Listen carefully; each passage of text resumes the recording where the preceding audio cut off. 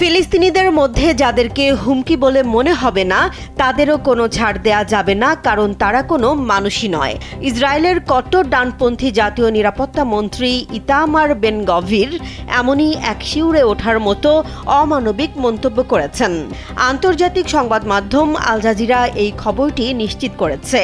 একজন দায়িত্বশীল মন্ত্রীর মুখ থেকে এমন ভয়ঙ্কর ও নিষ্ঠুর কথা প্রকাশ্যে আসার পর বিশ্বজুড়ে তীব্র ক্ষোভ ও নিন্দা ঝড় উঠেছে। সাবেক এক ইসরায়েলি বন্দীর সাথে সম্প্রতি ফাঁস হওয়া একটি পডকাস্টে বেন গভির এই অমানবিক পরিকল্পনার কথা জানান। 5+ স্টার রেটিং প্রাপ্ত দেশের সর্বোচ্চ বিদ্যুৎ সাশ্রয়ী ওয়ালটন এসি স্মার্ট কমফোর্ট এখন নেক্সট লেভেলে। বর্তমান সামরিক হামলার মাত্রা কমিয়ে আনার যে সিদ্ধান্ত প্রধানমন্ত্রী বেনিয়ামিন নেতানিয়াহু নিয়েছেন তার ঘোর বিরোধিতা করে বেন গভির ফিলিস্তিনিদের ওপর হামলা আরও বাড়ানোর দাবি তুলেছেন। এ সময় তিনি আরও বলেন, গাজায় এমন মানুষ রয়েছে যারা তার ভাষায় বেঁচে থাকার যোগ্য নয় এবং তারা মানুষও নয়। বেন গভিরের আগ্রাসন এখানেই সীমাবদ্ধ নয়। তিনি গাজা থেকে সব ফিলিস্তিনিকে চিরতরে তাড়িয়ে দিয়ে সেখানে সম্পূর্ণ ইসরায়েলি বসতি স্থাপনেরও ছক কষছেন, যা আন্তর্জাতিক আইনে সরাসরি জাতিগত নিধনের শামিল।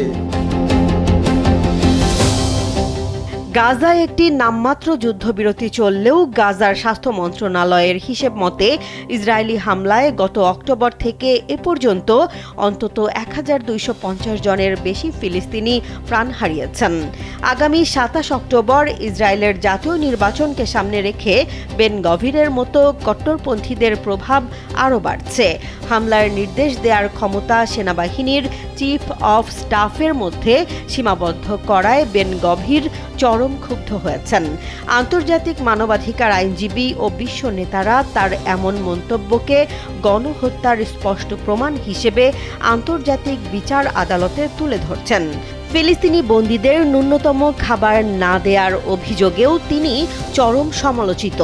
আন্তর্জাতিক মহলের তীব্র সমালোচনা সত্ত্বেও ইসরায়েলের এই প্রভাবশালী মন্ত্রী চরম অহংকারের সাথে তার ধ্বংসাত্মক এজেন্ডা বাস্তবায়ন করে চলেছেন। এদিকে ফিলিস্তিনের গাজা নিয়ে প্রস্তাবিত সমন্বিত শান্তি পরিকল্পনা এবং ফিলিস্তিন রাষ্ট্র প্রতিষ্ঠার বিষয়টি প্রত্যাখ্যান করেছে ইসরায়েল। ইসরায়েলের এমন কাণ্ডের নিন্দা জানিয়েছে পাকিস্তান, সৌদি আরব ও মিশর সহ 8 মুসলিম দেশ। ফিলিস্তিনিদের সমর্থনে দক্ষিণ কোরিয়া ও জার্মানিতেও চলছে বিক্ষোভ। জেসমিন জাহান, কালবেলা।